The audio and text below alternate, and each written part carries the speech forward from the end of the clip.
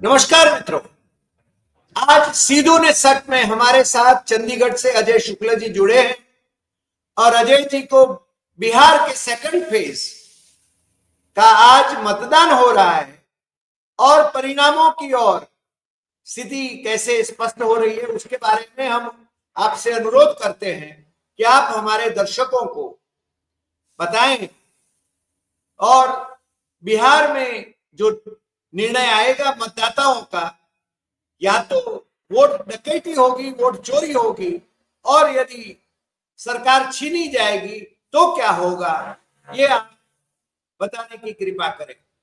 अजय जी।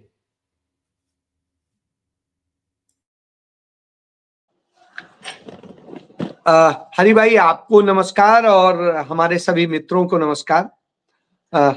मैं एक चीज कहूंगा कि जो हालात आज बन रहे हैं, जो स्थितियां बन रही हैं, उनके बाद क्या होगा क्या नहीं होगा मैं नहीं जानता हूं, लेकिन इतना जरूर है कि यदि बिहार की जनता की बात करें तो बिहार की जनता बदलाव के लिए वोट कर रही है और बिहार में निश्चित रूप से बीजेपी के लिए बहुत अच्छी स्थिति नहीं है और वहां लगातार उनकी हालत इतनी बिगड़ी हुई है कि इस हालत में आ गए कि जिस दिन मतदान होना है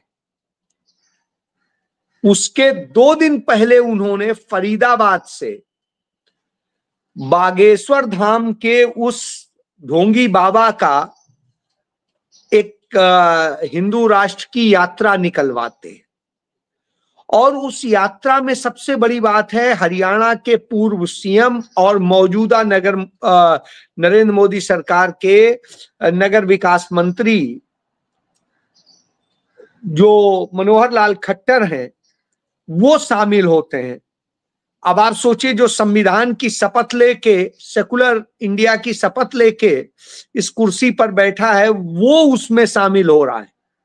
यह बताता है उसी समय में आरएसएस का राष्ट्रीय मुस्लिम मंच का जो मौलाना रशीदी है, वो मौलाना रशीदी कहता है यदि हिंदू राष्ट्र के लिए यात्रा निकालेंगे तो हम मुसलमान मुस्लिम राष्ट्र के लिए यात्रा निकालेंगे। यानी वही हमें आज भी इतिहास याद आ जाता है जो 1947 के पहले जैसे मुस्लिम लीग और हिंदू महासभा मिल करके आरएसएस ये सरकारें चलाते थे और फिर देश को बांटने की बात करते थे। एक को हिंदू राष्ट्र चाहिए था, एक को मुसलमान राष्ट्र चाहिए था और देश को टुकड़े टुकड़े कराने के प्रस्ताव पारित करते थे। आज फिर वही सावरकर की और जिन्ना की नीति को यहां लाया जा रहा है। मैं जो है आज फिर खोज रहा था वो सरदार पटेल के जो पत्र थे, उन पत्र में सरदार पटेल के जो सिलेक्टेड पत्र हैं उसी पत्र में आप देखिए 14 मई 1948 का पत्र सरदार साहब का भी है और राजेंद्र प्रसाद जी ने उन्हें चिट्ठी लिखी थी। देयर इज असल में पढ़ने में पूरा नहीं आ रहा है, उन्होंने ये लिखा है इसमें कि 15 जून को फिक्स किया गया है आरएसएस ने कि दिल्ली में दंगे कराने के लिए उन्होंने तमाम सारे भगवाधारी इकट्ठे किए हैं दिल्ली में और कुछ मुस्लिम वेशभूषा के लोगों को इकट्ठा किया है।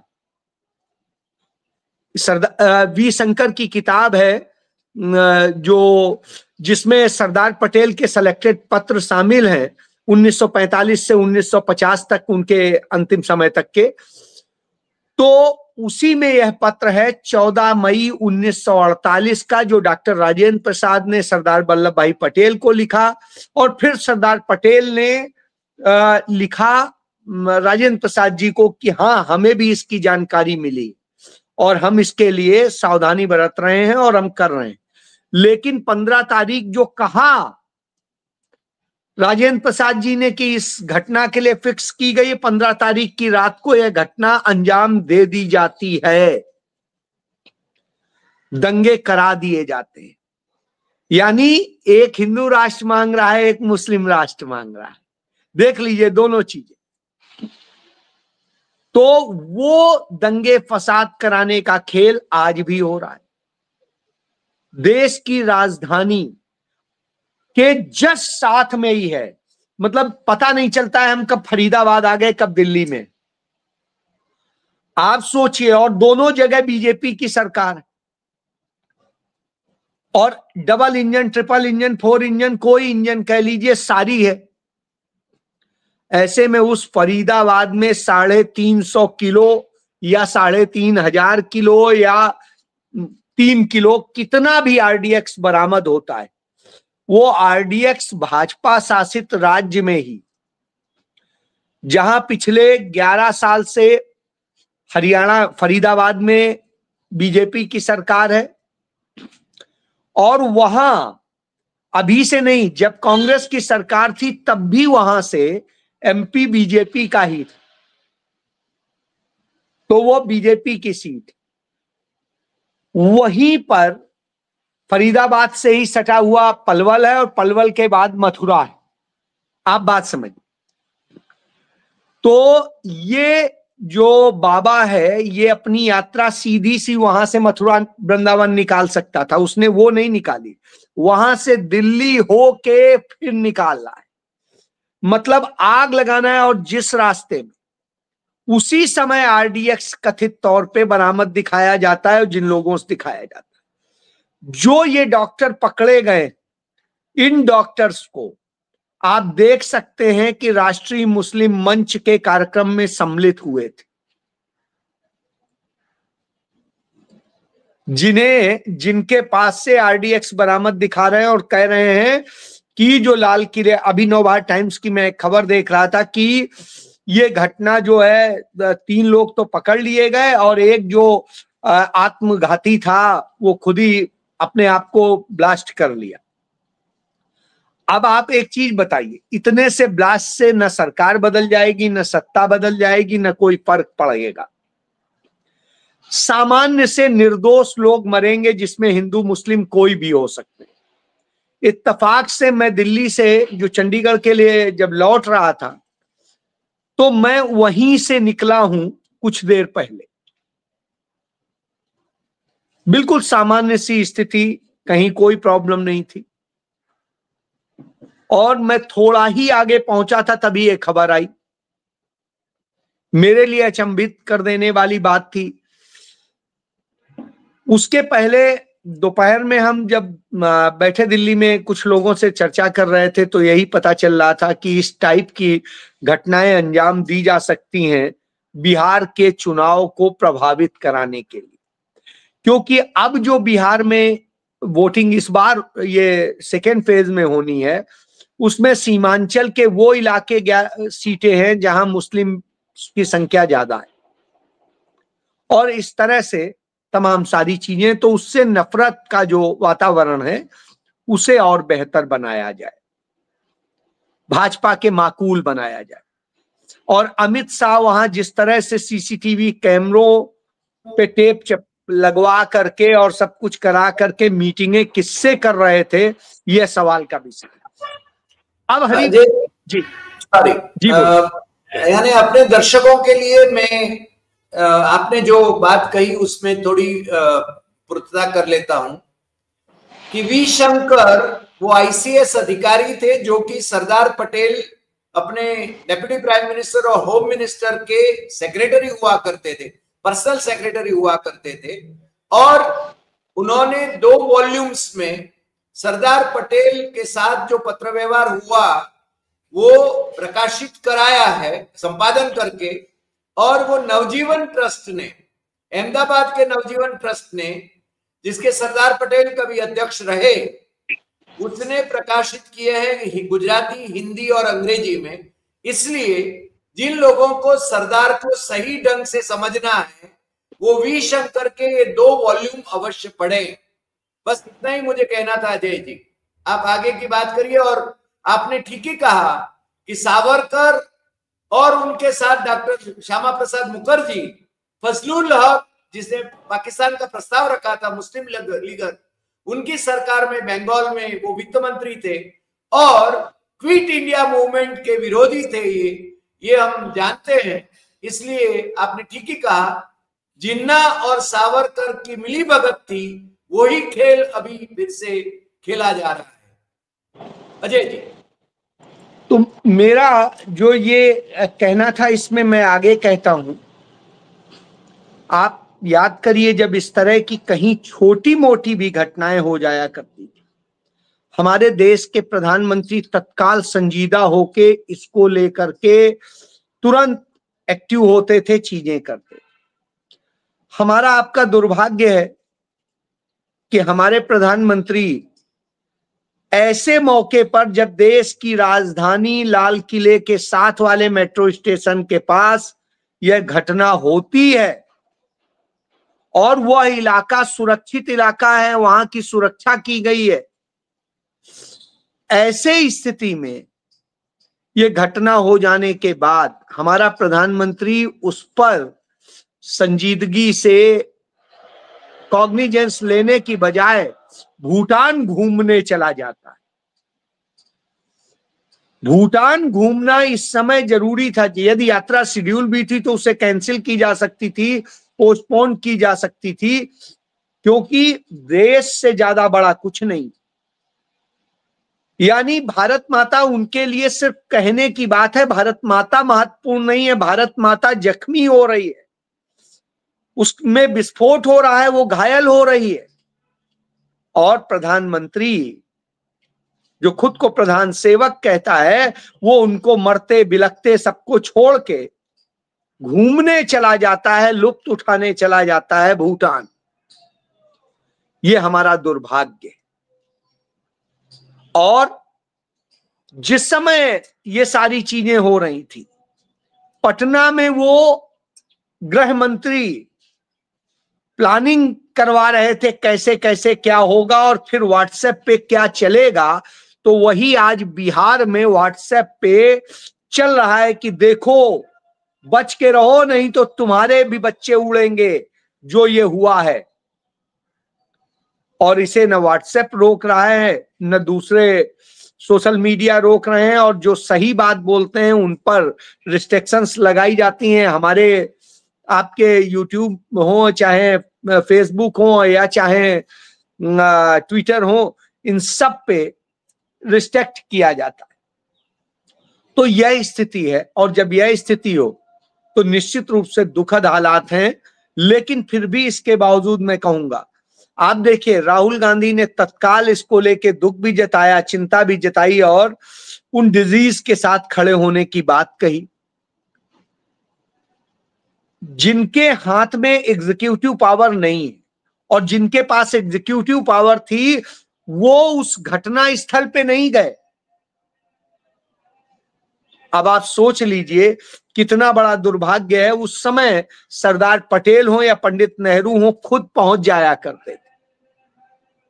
आज की हालात, या इंदिरा जी कहेंगे, राजीव जी कह दीजिए, तो मैं ये कह रहा हूं कि आज की डेट में जो सरकार है वो वास्तव में हमारी सरकार नहीं है। वो नफरत की सरकार है, वो देश को तोड़ने वालों की सरकार है, देश का बंटवारा कराने वालों की सरकार है। और इसीलिए उसको किसी आम व्यक्ति के मरने टूटने का दर्द नहीं होता है। मुझे आज भी याद आता है, नरेंद्र मोदी उन दिनों गुजरात के मुख्यमंत्री हुआ करते थे और बॉम्बे में 26/11 की घटना हुई थी। तो ये वीडियो देख ली। कल प्रधानमंत्री जी का राष्ट्र के नाम जो संदेश था, कल मैंने भी मीडिया का माध्यम से अपनी भावनाओं को प्रकट किया था। लेकिन देश को प्रधानमंत्री से बहुत कुछ अपेक्षाएं थी। कल राष्ट्र के नाम उनका संदेश निराशाजनक रहा। पहली बार पाकिस्तान ने समुद्री मार्ग से आतंकवाद के ऑपरेशन का कारण बना है। मरीन पुलिस पहले तो मछुआरों को ले जाती थी, जेल में बंद करती थी, लेकिन बोट दे देती थी। अभी वहां की मरीन पुलिस हमारी बोटों को रख लेती है। और मैंने 1 साल पहले कहा था कि हमारी जो बोट ले जा रहे हैं उस बोट का देश के खिलाफ दुरुपयोग होगा, देश के खिलाफ नुकसान होगा, और इसलिए ऐसी बोट का वापस ले लेना जरूरी होता है। और जो आशंका मैंने प्रकट की थी वो दुर्भाग्य से आज सच बन के निकली है। पाकिस्तान की मरीन पुलिस हमारे मछुआरों को, हमारी बोटों को उठा कर ले जाती है और इस प्रकार के हिंदुस्तान पे हमला करने के लिए उसका उपयोग किया जा रहा है। अब आप समझ लीजिए, उस समय जो वोट का इस्तेमाल हुआ था वो गुजरात में वो वोट थी जिससे वो आतंकी आए थे। और फिर इमीडिएट घटना के तुरंत बाद प्रधानमंत्री ने राष्ट्र को संबोधित करके एक्शन लिया था, अपने गृह मंत्री तक को बदल दिया था। और आप देखिए नरेंद्र मोदी उसमें राजनीतिक रोटियां सेक रहे थे। जो बात ये कह रहे हैं आप सुन रहे हैं, उस समय भी कनेक्शन जो वोट के जरिए निकला था वो नरेंद्र मोदी से जुड़ता था। तो साहब सफाइयां देते घूम रहे हैं, लेकिन प्रधानमंत्री ने कम से कम राष्ट्र को बताया था, संबोधित किया था, संवाद बनाया था। आज प्रधानमंत्री भूटान भाग जाता है। तो मेरा ये कहने का मतलब है कि राजनीति के लिए ये क्या क्या करते हैं, इसके उदाहरण भी एक थोड़ा सा देख लीजिए।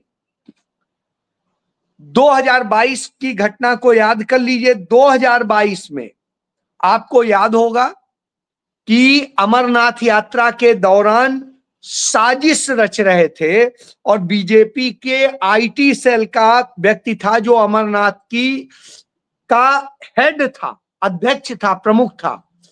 वो पूरे आतंकी हमले का सारा मॉड्यूल तैयार किया था और उसी के साथ गांव के लोगों ने पकड़ लिया था कि ये आतंकी उन पे हमला करने जा रहा है, और उससे हमारे तीर्थयात्री बच गए थे।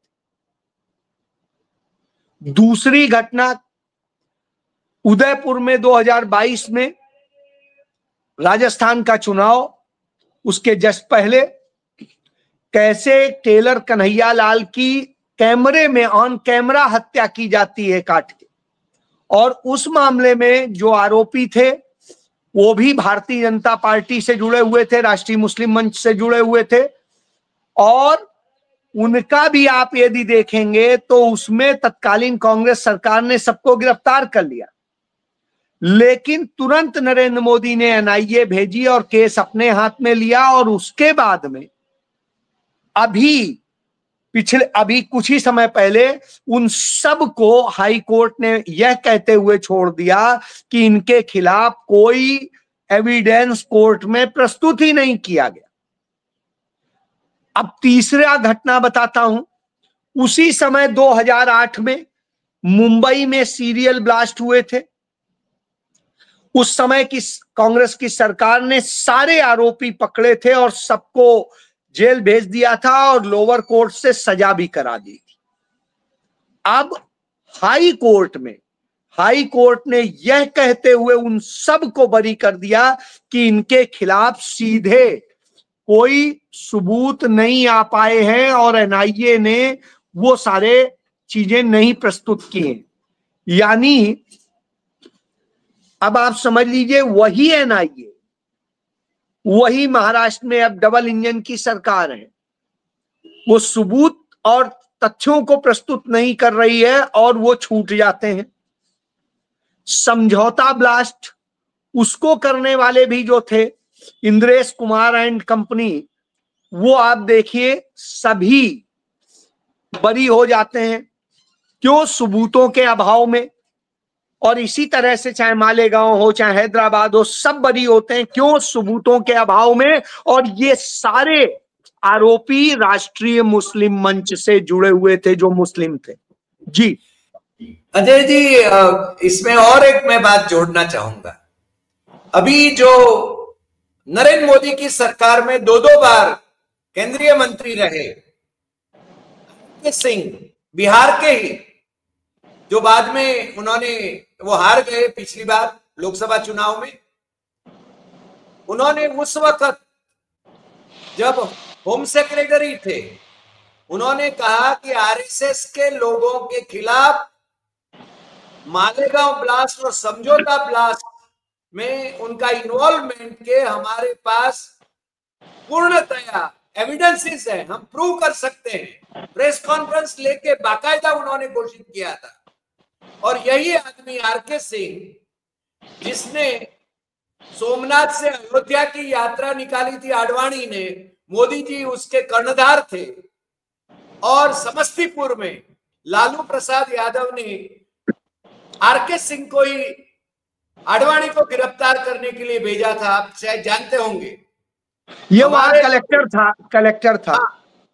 वही आरके सिंह भाजपा में जुड़ता है, और फिर ये सब जो समझौता ब्लास्ट हो या मालेगांव ब्लास्ट हो, उसके जो आरोपी हैं वो निर्दोष छूट जाते हैं। यानी ये क्या चल रहा है देश में? यही तो आपने ठीक ही कहा है कि ये जानबूझकर सब अरेंज होकर, और जस्टिस लोया की हत्या किसने कराई उसके सबूत आगे नहीं आते। नहीं, उसका इनाम मिलता है। उसका इनाम मौजूदा चीफ जस्टिस ऑफ इंडिया को मिला, चंद्रचूड़ को मिला। ये दोनों लोग हैं और दोनों के बयान देखिए। एक कहता है कि मैं अपनी गाड़ी से ले गया, दोनों चीफ जस्टिस भारत के। एक कहता है नहीं, मैं ऑटो से ले गया। अब बात यह है कि उसे घायल को ऑटो से ले गए या इससे ले गए, और इस तरह से करके उन्होंने इसके पूरे सबूत। और यही वजह है कि जब इसकी री जांच के लिए मांग उठाई गई, तो वही सुप्रीम कोर्ट अपने जज की जांच के मामले में उनके परिवार की डिमांड को पूरा नहीं करता है, जांच कराने को तैयार।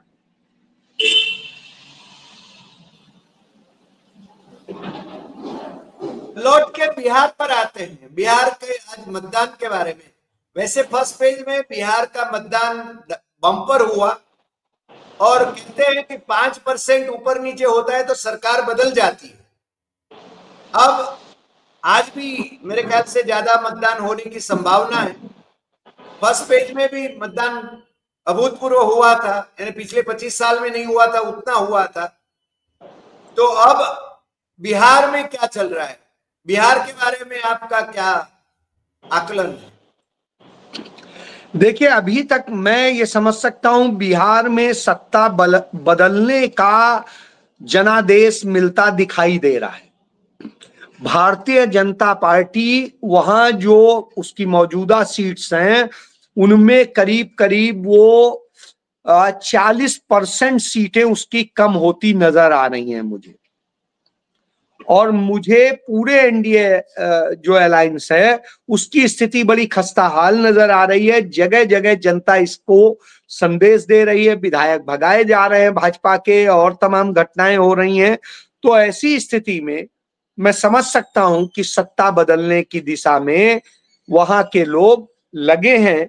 उसी को प्रभावित करने के लिए घटनाएं हुई हैं, जिसका मैंने आपको इसीलिए जिक्र किया, नहीं तो मुझे लगता है इसके जिक्र करने की जरूरत नहीं होती। जी, अंत में मुझे आपसे एक और बात भी करना है। आज हमने एक एपिसोड किया आज तक के पूर्व संवाददाता रहे गिरीश जोशी से। वो विश्व फलक की बात कर रहे थे। कुछ भारतीय मजदूरों का अपहरण हुआ, मगर उस चर्चा में ये आया कि जहां जहां चुनाव होता है, जिस देश में चुनाव होता है, वहां पर बम ब्लास्ट की घटनाएं चुनाव के अगल बगल में होती हैं। तो इसके पीछे एक षड्यंत्र होता है, ऐसा उनका कहना था। और दूसरी बात, हमारे मित्र अशोक वानखड़े से कल हम एक एपिसोड करे थे, वो बोले वोट चोरी नहीं, ये वोट डकैती हो रही है, क्योंकि स्ट्रांग रूम में लाइट गायब हो जाती है, इलेक्ट्रिसिटी गायब हो जाती है, कोई वाहन आती है, अधिकारी आते हैं। तो ऐसे माहौल में मेरा ये अंतिम सवाल है आपसे, ऐसे माहौल में बिहार में क्या हो सकता है? देखिए, आपको इसका उदाहरण दे रहा हूं। राजस्थान में नरेंद्र मोदी एक कार्यक्रम में जाते हैं, वहां उनका भाषण होता है, राजनीतिक भाषण देते हैं, सरकारी कार्यक्रमों में भी आप देखते हैं।